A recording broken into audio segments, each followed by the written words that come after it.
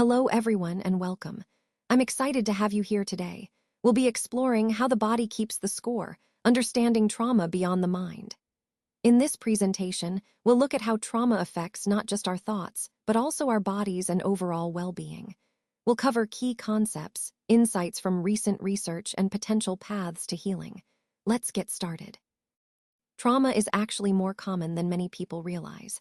It's not something that only happens to soldiers coming back from war or individuals who survive major disasters. As Dr. Bessel van der Kolk, a renowned psychiatrist and neuroscientist, points out in his book The Body Keeps the Score, trauma is deeply embedded in the fabric of our societies. That means it's woven into everyday life through various forms: violence, abuse, neglect, poverty, and systemic injustice. Nearly every family has been touched by some form of trauma.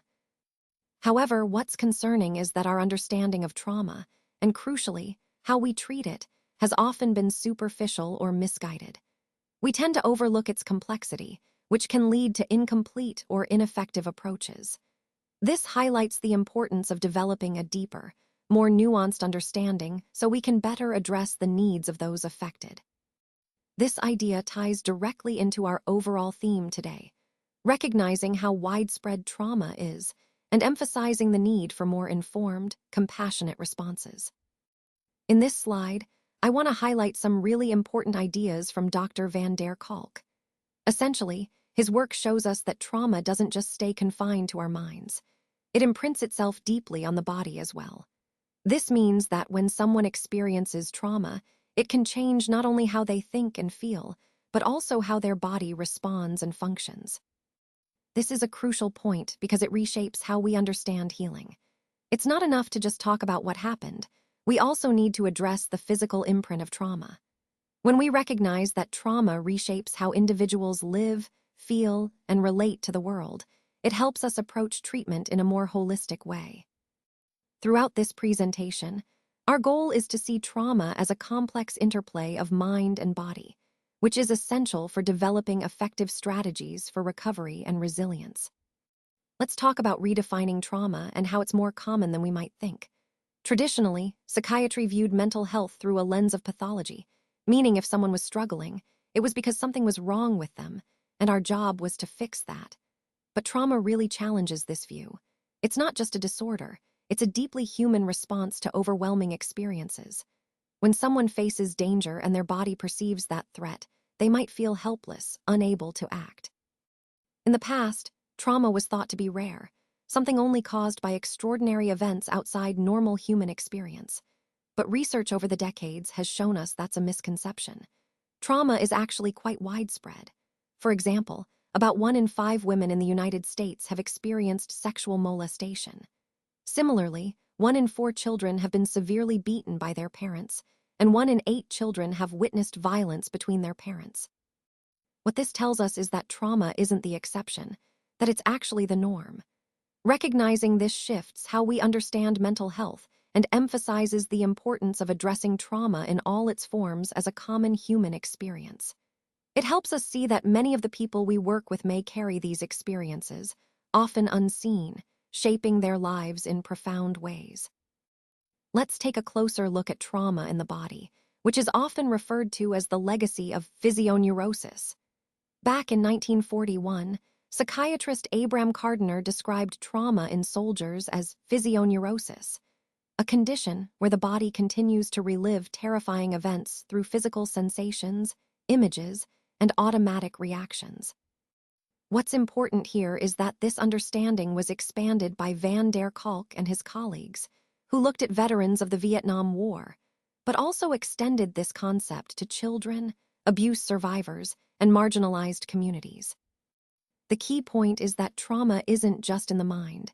It becomes encoded in the body itself.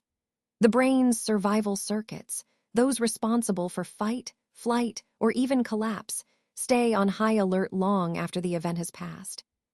This means that everyday stressors, like traffic, an argument, or rejection, can trigger disproportionate emotional reactions because our body is still responding as if it's in danger. And often, the person reacting isn't even aware that they're responding to something from the past. They're reacting to the present as if it's still the same danger. In essence, the body keeps the score.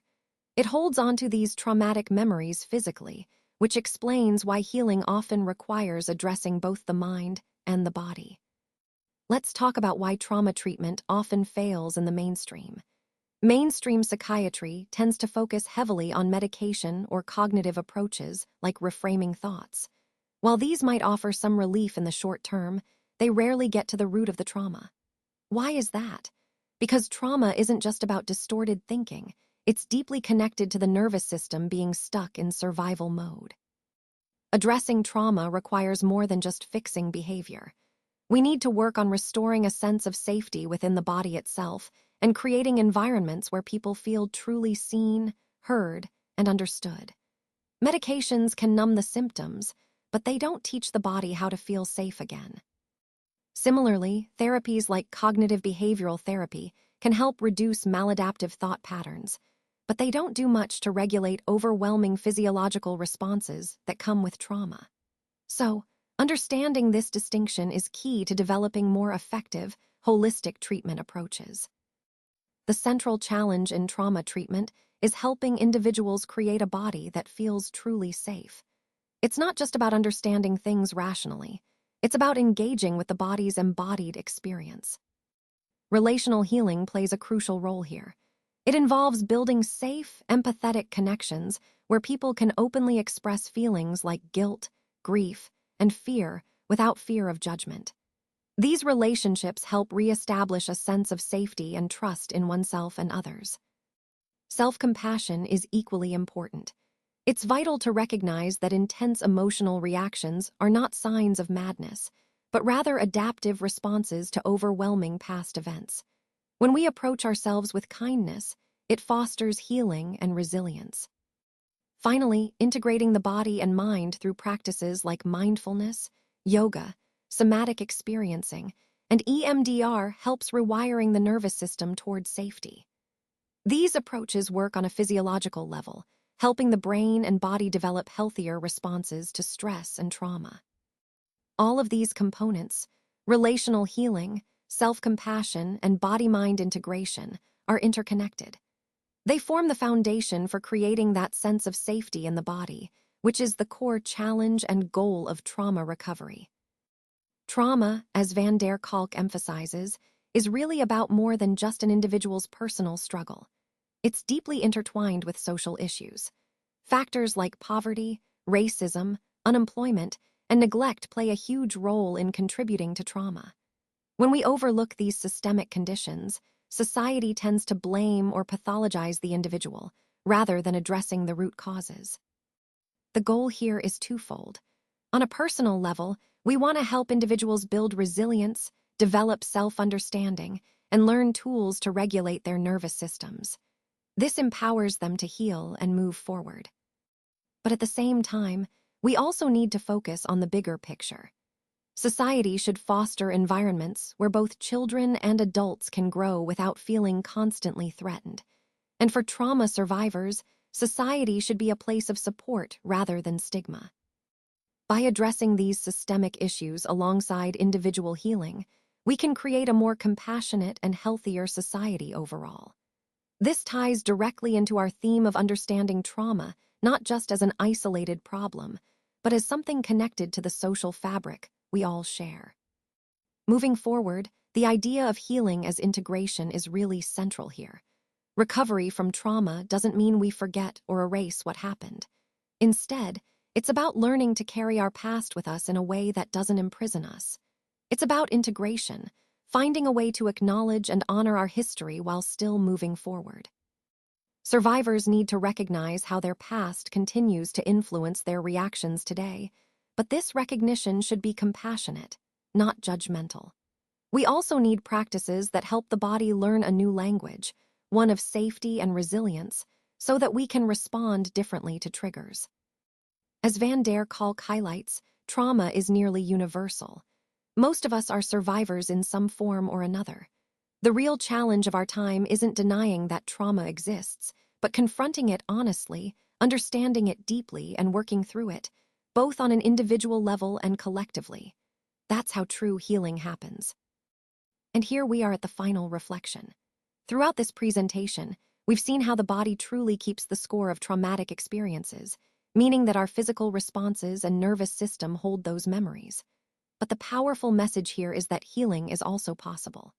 Trauma does imprint itself, but with awareness, being conscious of what's happening in our bodies, along with compassion for ourselves and creating supportive environments, we can begin to rewire those responses.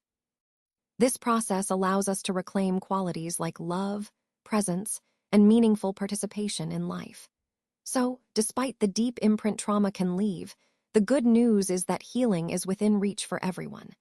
It's about understanding that the body and mind can recover, and that with intentional effort, we can foster a sense of safety and connection that leads to true healing.